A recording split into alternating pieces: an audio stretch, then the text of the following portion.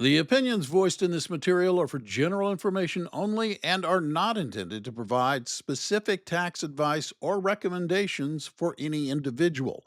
LPL Financial does not provide tax or legal advice. Clients should consult with their personal tax advisors regarding the tax consequences of investing. Hello, and welcome to the Money Metaphors Podcast with Jason Coddington. Jason, good to be with you again. Yes, good to be back. Interesting topic you have planned today. It's a topic I'm just going to fess up right up front that's a little bit personal for me because, well, I don't have an estate plan and I don't have will.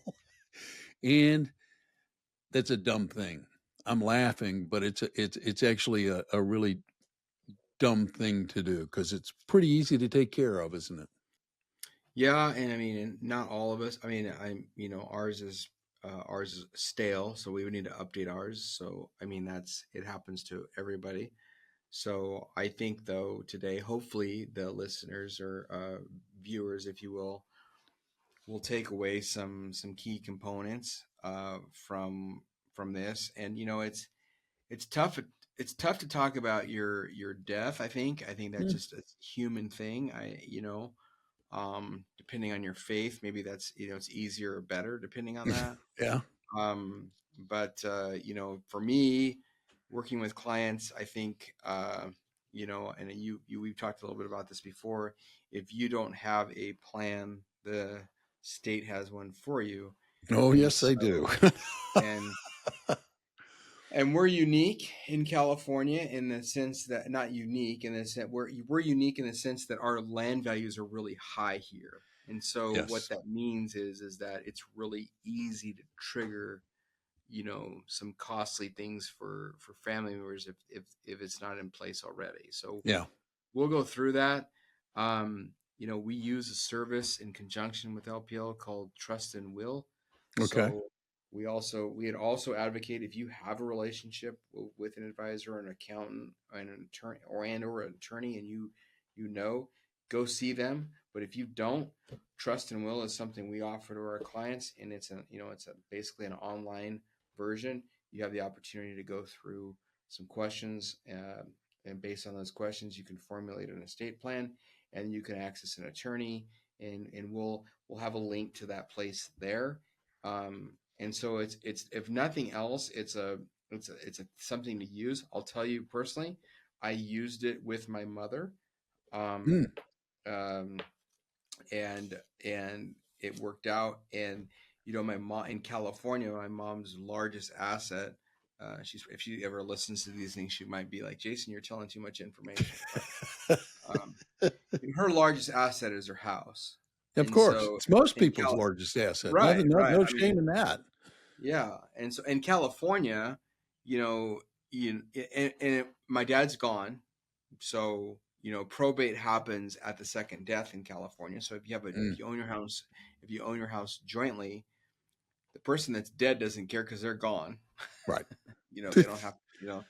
But the person that now though, if they own the home on their own, um, in the absence of a trust, which we're going to talk about, or some other way to name the asset, um, then probate kicks in, and you only get to exclude $166,250 at least in 2024 in California. So the average home in California is over $300,000. So you're looking at probate on that asset, your biggest asset, right out of the Yeah. chute before we even look at anything else. So we'll talk about some strategies today.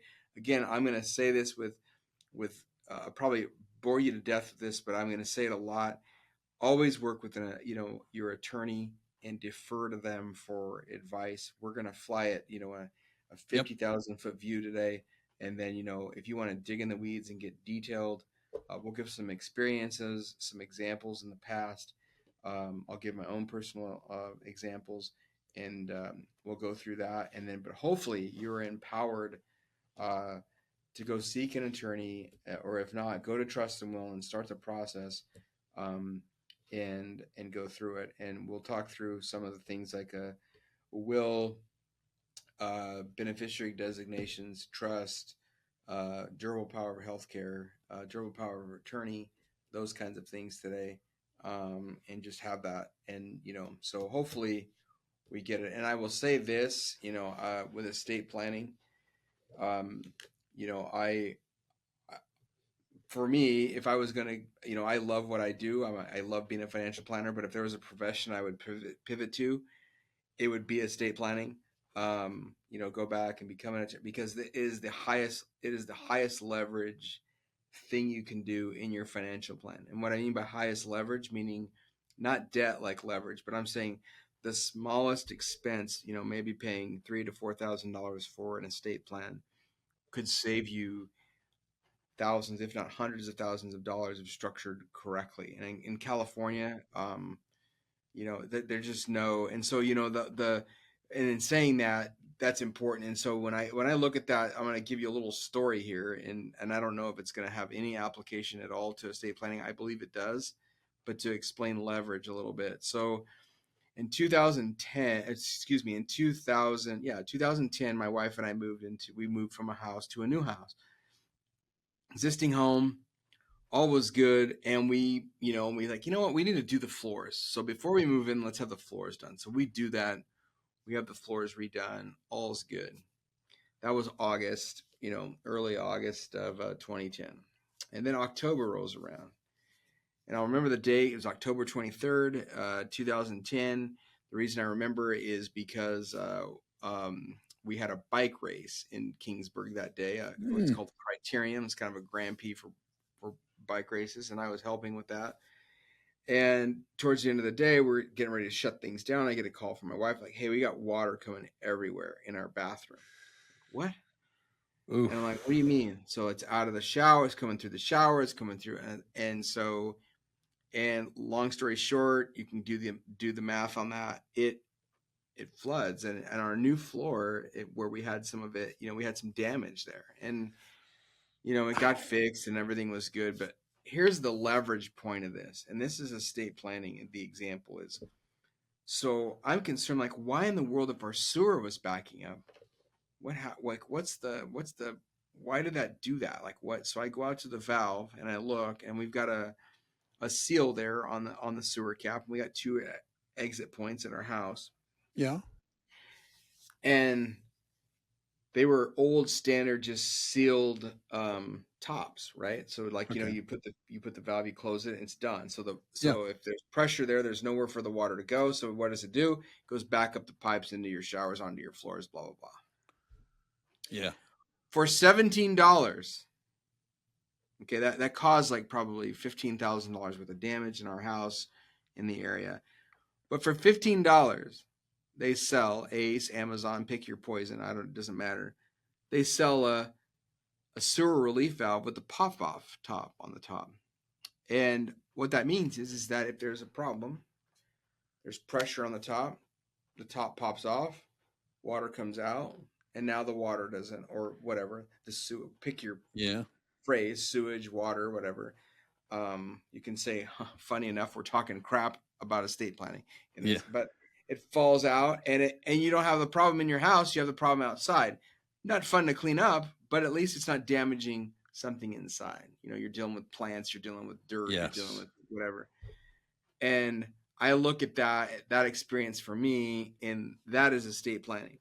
It's a $25 fix to save hundreds or thousands of dollars. In this case, an estate plan could, a structured estate plan uh, could save hundreds of thousands of dollars, or well, thousands of dollars, if not hundreds of thousands of dollars, depending on your estate size. But most importantly, it saves the ease of distribution from one generation to the next, and that's important, and that's critical. And so, Yeah. you mentioned that at the beginning. That's really, if you have a legacy and you have any assets at all. Of course, it's low. 166, you're in trouble in California. So if you own a home in California, you're in trouble if you don't have it set up. Um, but let forget that. That's one expense. But then there's just the administration, and so we want to talk about that. Well, there are no end to stories, and I'm sure a lot of listeners listening to this they could chime in and contribute, their own horror story about when someone they knew or loved died, and the resulting chaos in terms of the distribution of the assets because there wasn't a will, and because it had to go to probate, and because family members had to fight with each other about stuff.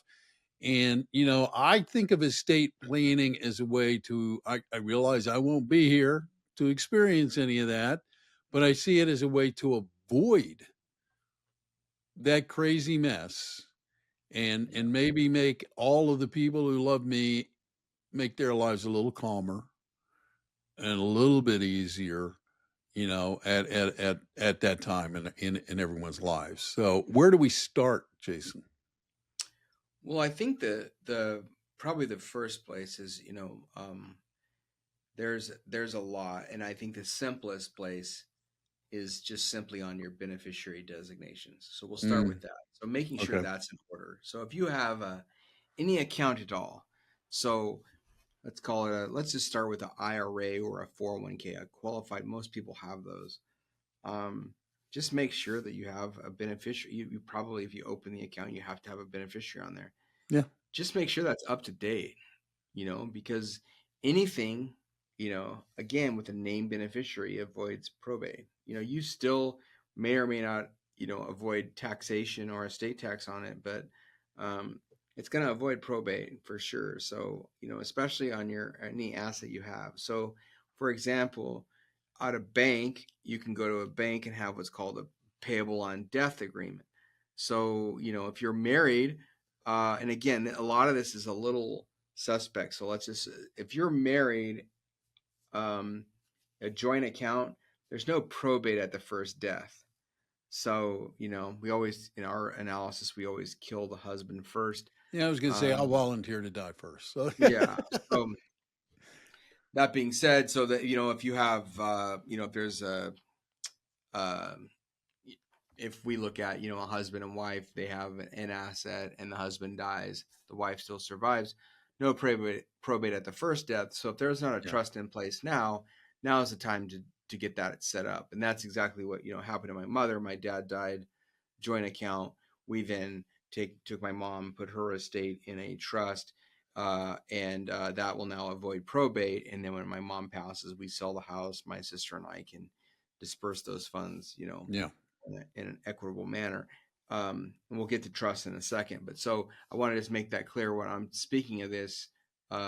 Sometimes I might want to make sure that, we're taking into account that there's, is it one death or two? Is there one person still alive or two? So if both people are alive, if you have a beneficiary on an IRA, if you have a joint account, if you own the property jointly, no probate at the first death. Yeah. However, what you want to make sure is that, that's so the first way to take care of all of that, life insurance avoids probate. Income tax free beneficiary to to the spouse avoids probate. Name beneficiary. IRAs avoid beneficiaries. A joint account at the bank, a joint account in your, with your broker dealer, whoever that might be, that avoids probate. Um, However, if there's a common death and it's not named, that's when we enter the ugly realm of probate, and you get additional fees and expenses. And so Yeah. Okay. that's where having that spelled out. So I would say starting with your beneficiaries, just, an annual review. If you're working with an advisor, check that out. If you're on Hmm. your own, check that out. If you have no idea, work with someone like myself, and we can help you figure that out. But making sure those beneficiaries are dialed in. There's some rules. If you say, hey, you know what, I want to, my wife's fine. She doesn't want the money. I want to give it to my kids. Now in California, your wife needs to know if you're going to name someone else other than her. There's some other states, I believe Seems Minnesota. fair. Okay, that just Yeah, it's seems fair. absolutely fair. Vice versa, it works both ways. So, but all those assets avoid probate. That being said, um, I think, one of the things at a minimum, let's just talk about some of the minimum things to have. Beneficiary designations are one. I would then go to the next document, which is, there's two. You probably hear them commonly. They're interchangeable, but there really are two documents. One is a durable power of attorney, Mm, um, and the other is a healthcare directive. Yeah. or a living. Some people call it a living will. Um, and again, confirm with all of this information with your attorney. But let's say a durable power of attorney says this: if I'm walking outside and I'm going to say, hey, you know what? Today I'm going to take the mail to the post office. I'm going to walk it, and I walk it, and someone hits me, and I'm kind of quasi incapacitated for a while, and maybe eventually die. But let's say I'm just hurt really bad, and I'm in ICU or for 6 months, and Yeah. you know, and what's nice about the durable power of attorney, it says, hey, look, I have the ability, my surviving spouse, so in this particular case, my wife has the ability to act on my behalf Mm. in my best interest regarding all matters. So it could be financial, it could be financial. Um, for the most part, it's financial. It could be other issues. But here's the most important part, and I think this is overlooked a lot. And this is where the healthcare directive up. So there's a durable power of attorney and there's a healthcare directive. And so to make it simple, it's like, what's the difference? They're one thing the same. The durable power of attorney gives you the power to act. So think of that as the power. That's the empowerment part of it. The healthcare directive is the map on which you should act.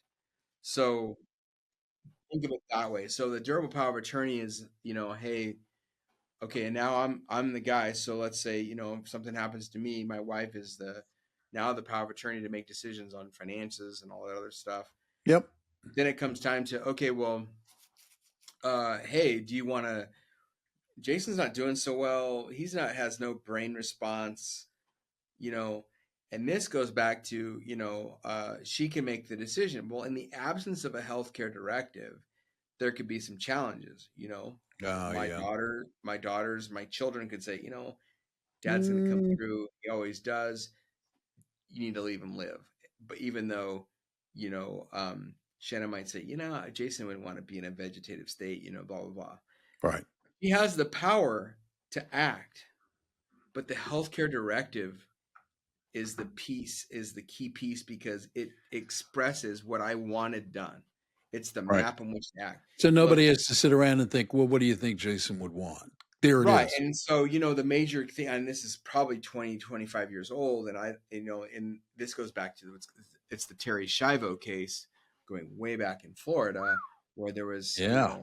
You're an reaching back. individual. Yes. Right. I mean, the concern was, well, I have, the father of the individual who was incapacitated had different wishes than than what the son wanted for his wife, and the son was, look, I don't think she should be. I think she wouldn't want to be in a vegetative state. Dad was like, no, we're gonna fight and keep her along. Well, if you have a healthcare directive and the power to act, you are acting on the power. Yeah, is it easy? Hell no, it's not easy. You're talking about your loved one's life, but in a written document expressed are the wishes upon which you're going to act. And I think that's why the durable power of attorney. So the beneficiary designations, number one, that's just a form at most broker dealers or insurance companies. You just change or even at your 401k, make sure that's in alignment. There's a word we'll use, and I'm going to sound like, I'm going to throw off this Latin thing like I know what I'm talking about, but there's a word called per stirpes. Um, and stirpes has the same letters as stripes. So think stripes. And what are stripes? Stripes are lines. Why am I saying all that? If you see the word per stirpes, so for example, I name my wife Shannon, beneficiary of my IRA per stirpes. What does that mean? That means if she predeceases me and I fail to change the beneficiary and I die, it's going to my kids in equal parts. So on a beneficiary designation, there's language there that automatically does that for you. Now, if it's not there on a beneficiary designation, what you should do is then go primary. There's these words called primary and contingent. So in this particular case, my wife Shannon would be primary at 100%, and then my kids would then be contingent at 33, and well, you got to make one of them 34 because it doesn't matter. So got to add up to 100. So that's the point. That's very critical. So beneficiary designations, name your spouse, and then per stirpes solves it for your children. If it's not per stirpes language, that's STIRPES.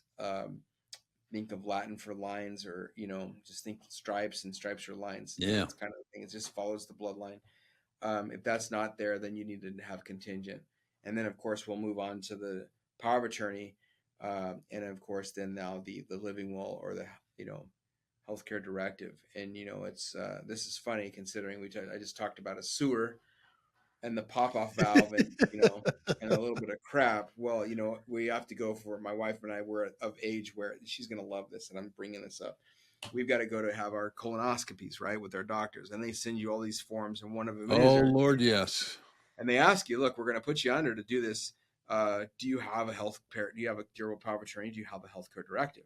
And if not, you can do one with, you can then answer some questions, and Yeah. they'll act on that. But it's nice to have that. It is. And I got to tell you, I've gone through this procedure a couple of times, and every time they ask me this, I'm like, wait a minute, you're just going to put me under, right? It's like, I'm just wait, what's going on here? But yeah, it's the proverbial medical community is to cover their tail Yeah. and recognize that however remote it may be, there's this possibility you might need this stuff. So, Right, and that kind of brings us to the other easy one. So health, beneficiary designations, durable power of attorney, healthcare directive.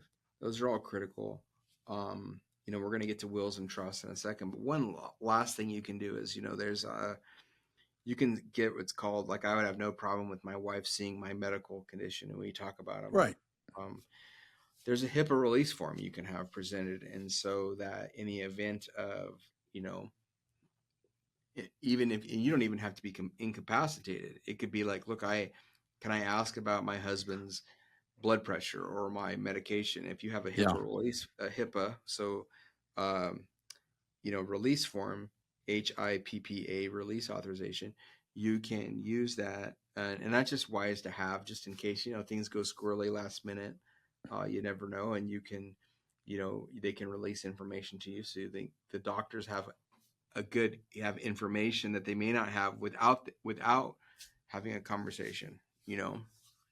So if you happen to find yourself with, you go to the ER and maybe you're asleep or out for a while, and the doctor start asking you a question: does your spouse have this, and this? Well, they really can't ask you if you don't have a HIPAA release, because you don't know. So if you have that in place, it's kind of nice. So Important stuff. yeah, Easy stuff, too. Really easy those stuff. are easy implementables. I mean, again, the will is more, the will and trust skill, not much more difficult, but they require some effort, and you absolutely must, again, I would suggest you work with a professional or someone that has professional access, like trust and Yes. will, that can help you with this. But if you once you crossed off those dots, then then it becomes, you know will the will and the trust. And I think the thing with the will is, um this is where you're trying to influence, you kind of control what happens beyond the grave, if that makes any sense. No, it makes total sense. Yes. And I think where this comes into play, if you have, I think the most important part for this, if you have young children, you have children under 18, this is critical. Wills are very critical. Children after 18, it's important, but not as important as a trust. So I'll explain that in a second. So I'm going to use my own example here. If I go back 10 years, I have children that are, I have, one in high school, one in middle school, and one in elementary school, right? Something happens Yep. to my wife and I, a couple things happen. So we both die. If I die, my wife's the guardian. If she dies, I'm the guardian. If we both die in a common accident, what's going on? Well, the state, just like in like probate, the state has a plan for you. So, but you have to look at what's in the best interest for your children. So it's very important to have what's called guardianship provisions. So you really want to be thinking about in a will, and this is where this happens, especially if you have young children, minor children, is who is going to be, who do you want to name to, influence your children if you go? Is it a sister? Is it a brother? Is it a mom? Is it a dad? Is it someone, and have you communicated with them?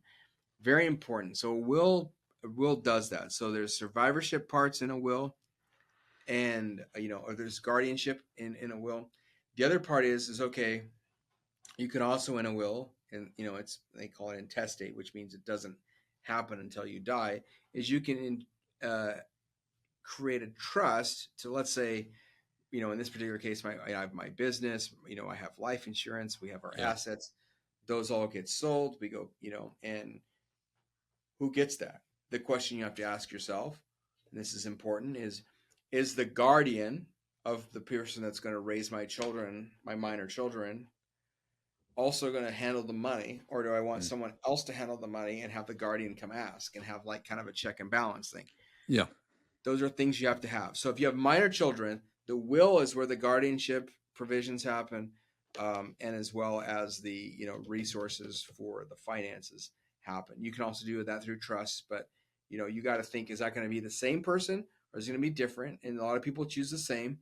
Um, you can choose separate if you want, but I mean that's where the will happens. And then of course the other thing that happens in the will is specific bequeaths. So my father-in-law, he loves to hunt, he loves to shoot, he's been a hunter all of his life, he's got a ton of guns, and so in his will he could specifically choose who's going to get. He could be as Mm. specific as this person's going to get the Winchester, and this person's going to get the Remington, this person's going to get the Beretta. Pick your gun. Yep. He could be that specific. Or jewelry if it's an heirloom, or those kinds of things. Those are specifically laid out in the will. So that's why a will is important. I don't understand the function of trust, and I know that you're about to get into that because I think everybody gets the idea of a will. It's like you declare what's going to happen, and you say these things just get distributed in this kind of way to these people, right? So it creates some order, it creates some organization, it creates some protections as well. But what is it? Where does the trust come into this? Because I admittedly don't really fully understand that part. Yeah, so the trust, I think, and that's a good segue there. So the trust is, and again, you're always going to want to confer with professionals on this. Yes. Um, if in the absence of a named beneficiary, life insurance, IRAs, Hmm. annuities, life insurance, pick whatever product you want. In the absence of that, there are some assets that don't have a named beneficiary. And the number one non-named beneficiary asset in California is real estate. So let's just focus on that. Okay. So, and I'm sure this applies in New Jersey as well in other states. But um, again, if use my wife and I as an example, we both die in a common accident. We Yeah. have our personal house and we have a rental. In the absence of a trust, those assets, then the value of those assets are going to be subject to probate. Um, and again, if I die first or my wife dies first, no probate at the first death. Right. Both of us die, common accident, that's subject to probate. So we have it. It only takes $166,250 to cross that probate Gosh. hurdle before they're subject. So I mean, between us having a personal residence and a rental, we're going to cross that threshold relatively easy. Yep. By putting those assets in a trust, a living trust, a revocable living trust is actually the language. What we're doing there is we're naming now the owner of the property becomes a trust, and think of a trust as, for lack of a better phrase, as evergreen, right? So, and what makes it evergreen is this language around a trustee. So, um, I'll just hypothetically say, so there's my wife and myself. We would be co-trustees of our trust. We place Gotcha. our we place our real estate assets in there. We might place a bank account in there. We might place a brokerage account inside this trust and fund it with the trust. And so there's two reasons to do that. One is to avoid probate. The other is to improve the ease of distribution to the other members Mm. of the family. So now we've got this estate, right? So we've got two pieces of property in there. Let's just keep it at that. And then we got maybe a bank account or a joint brokerage account, and that's in there. So a common death happens. We then finalize the estate. One thing that's nice is that through a trust, everything's private. Nothing gets stated. So if it goes through Mm. probate, it's public record. People can see what you own, what happened, Oh what you had, what gosh. got sent. So that's one. Probate's public. Two, it's costly. Trust avoids probate costs at all. There are no probate costs, and it's private. So in this our particular case, let's say we assume we name our oldest daughter as the successor trustee. So I'm Okay. gone, my wife's gone, my oldest jumps in as the trustee. She can then she can do whatever she wants with those properties. And what happens is that's the difference is because in a trust, there's language in the trust that keeps it live. It keeps the trust as the So she doesn't have to opt to sell the property or the business or anything. yes, yes, she could continue to do that. I mean, again, there's language in the trust that would say you need, like we might say upon the death of both spouses, you need to distribute all the assets to the heirs. And then, there's language in there of how that should be. Should it be all at once? Should it be a third at, a third at 25, a third at 30, another third at 35, age 35, what does that look like? I mean, that can all be worked out with your attorney, but, um, I have in my case, I have a 5-year-old, and then, I have a 22-year-old, and then I have a 17-year-old. So, I mean, I have one that's on the verge of becoming an adult. So, I mean, my minor guardianship stuff is almost over for him. But, if theoretically speaking, if life insurance and all that stuff, what kind of lump sum of money do I want my 17-year-old to have to deal with? Perhaps I have to think through, when should he get his first payment? Is it 17? We would argue maybe 25, 35, or 25, a third of 25, a third at 20, as I 30, got 30, you. and Okay. so those kinds of things pop in. But to zoom back out on the trust, the nice thing about the trust is think of it as it keeps working because you have this language of a successor trustee, and that successor trustee can go in there and then sell the asset, and that's what avoids probate. I mean, attorneys might disagree with me there, but that language that keeps it alive in the event of your absence. The trust is the owner, not the individuals, even though Yep. the individual trustees are gone. So you granted the money to the trust, the asset to the trust, but as a trustee, you have a successor trustee that can handle it, and that's what allows it to avoid probate. That makes sense. So it basically becomes a property of a legal entity, and it is shielded from all kinds of crazy things and allows you to, even if you decide to say we want this person becomes the trustee and they can, continue to manage and run it, or they can distribute it. Yeah, so if there's income from the rental property and they decide to make the rental, I think in good guidance they would look to some way settle the estate in some Yeah. way, you know, Okay.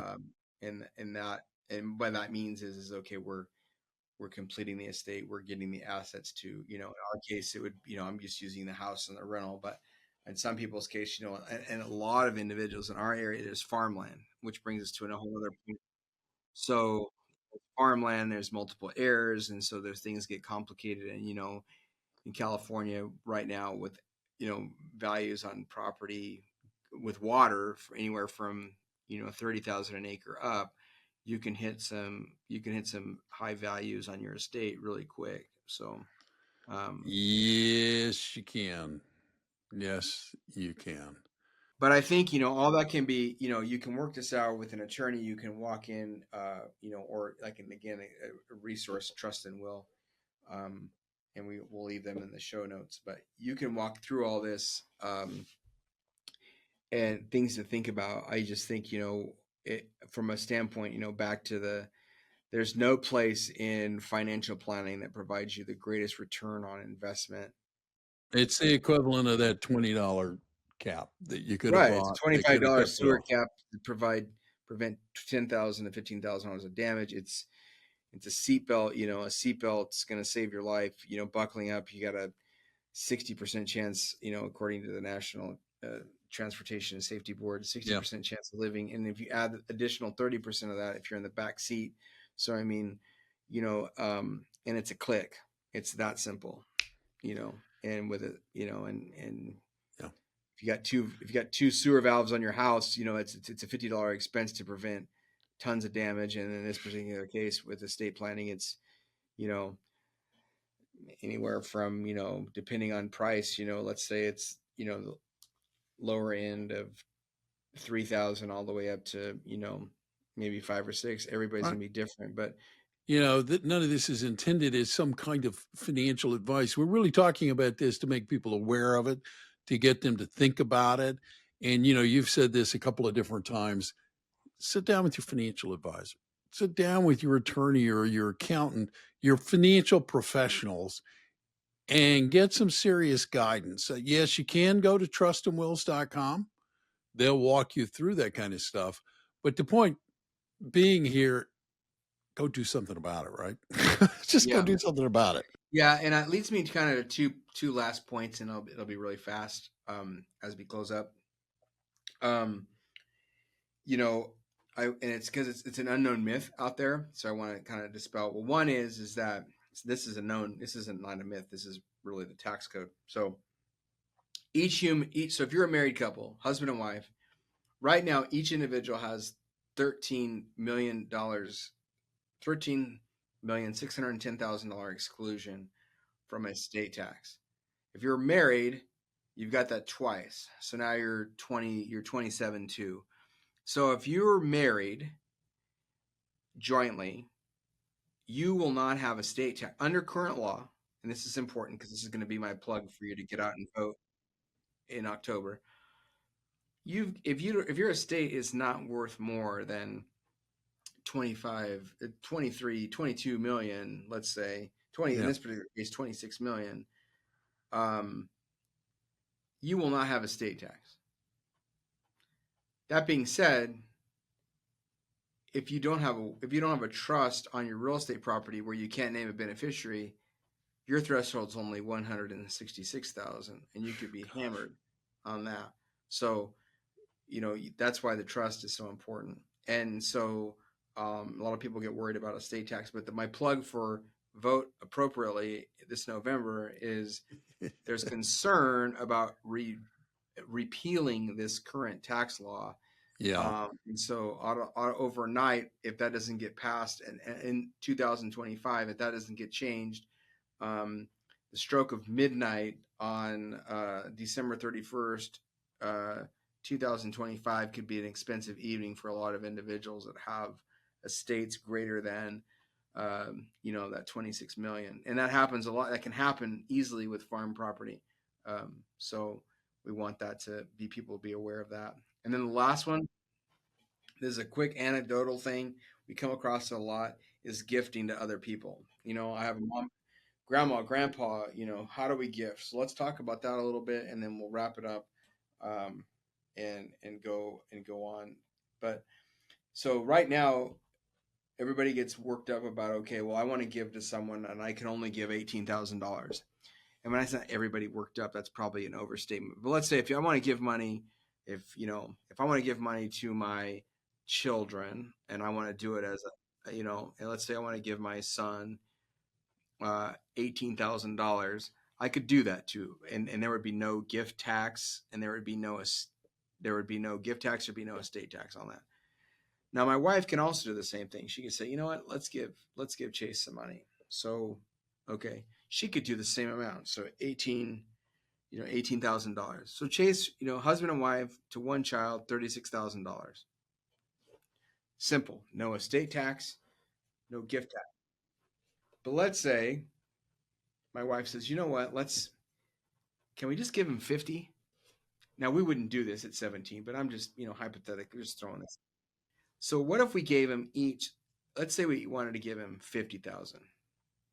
So my 18 and her 18. So Yep. now if we just split that in half, I give 25, Shannon gives 25.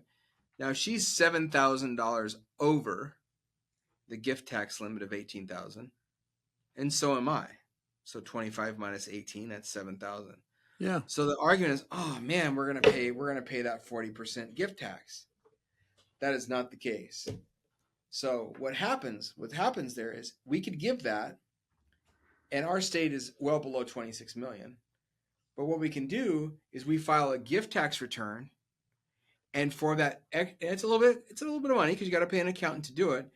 But if we file a gift tax return, we can have that $7,000 that we gave over this $18,000 to get to 25 each. Yeah. You follow me?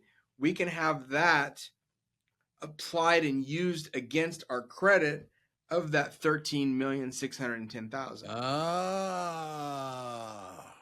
So you file the return, you have to file a gift return for that over, and instead of paying the tax, you use the exclusion you already have. And so I think a lot of people get handcuffed around that 18, and it's like, well, if you want to give more and your estate's not nearly going to hit that 20, a married couple, 26 million, individual 13 million, then use the gift tax strategy as an opportunity. Again, you want to confirm with your accountant, you want to confirm with your tax attorney, but those are things to think about. Maybe you're a grandparent, you have a house that was a rental you don't want to use anymore, you want to gift it to one of your grandchildren. Well, I would, Jason, but I'm going to pay the gift tax of everything over 18,000. No, you file the gift tax return. You and your, let's say you as your grandpa, it's grandma and grandpa.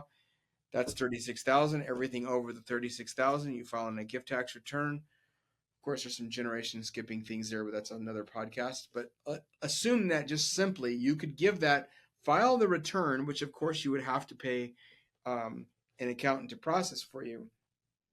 But you're eating into an exclusion that you're not using anyway. So that is one kind of gem, if we will, take from this podcast or this presentation, that don't let the gift tax hamper you from the legacy that you want to provide, because what we found out in working with clients is many individuals would love to see their families enjoy it while they're alive, rather than having the assets bottled up and not be used and used when they're gone. So that's big for us. So that's we like to have people at least present that option to them and not let that be a barrier. So Yeah. No, no, that's a really good point. I mean, obviously, Jason, these kinds of conversations really, as we've said in a couple of times here, demand, conversations with experts and people with expertise. So if anybody's listening to this and they're thinking that they need to sit down and talk with you, how would they get a hold of you at Coddington Wealth? yeah, so the best is just call us. So 559-897-0040. Glad to have a conversation with you about what's the appropriate steps to take. That would be one. On our website, Coddington, www.coddingtonwealthadvisors.com. There is a schedule appointment for a 15-minute consultation where we just go over the high view and see what the next steps might be. There's no cost for that. And then, if you dig around on our website there, you'll find in our resources a series of checklists, and we'll include them on the show notes here, but there's checklists on what you should be considering when you're going through your estate planning process, like beneficiary designations, considerations for a will, power of attorney, and then trust, of course. So those are resources that you can use. And so I would say that would be the next step.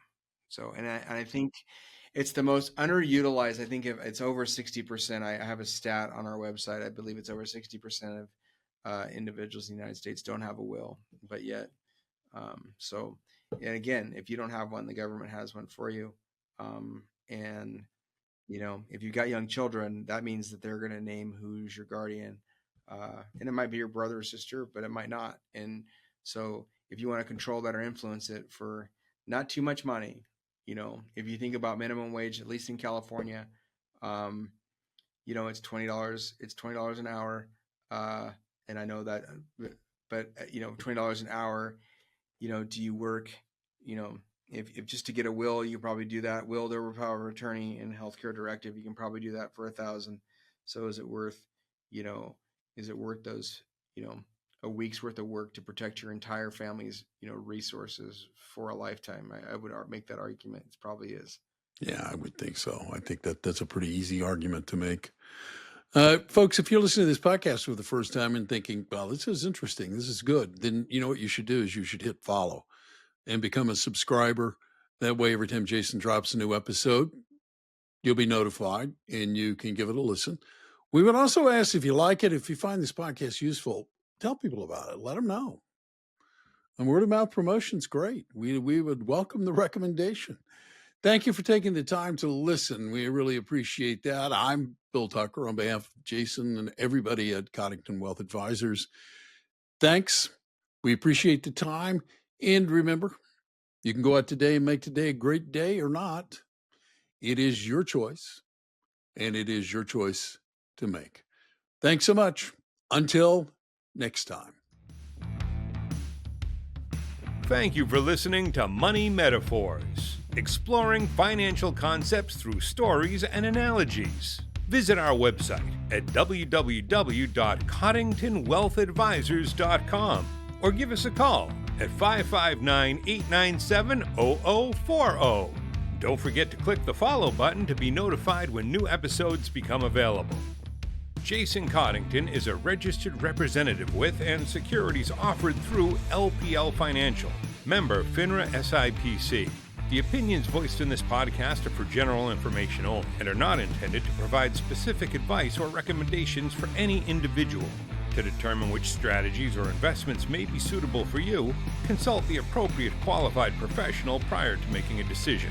The featured guests and their company are not affiliated with or endorsed by LPL Financial or Coddington Wealth Advisors. Individual tax or legal matters should be discussed with your tax or legal professional. Economic forecasts set forth may not develop as predicted, and there can be no guarantee that strategies promoted will be successful. All performance referenced is historical and is no guarantee of future results. All indices are unmanaged and may not be invested into directly. There is no assurance that the techniques and strategies discussed are suitable for all investors or will yield positive outcomes. The purchase of certain securities may be required to affect some of the strategies. Investing involves risks, including possible loss of principal.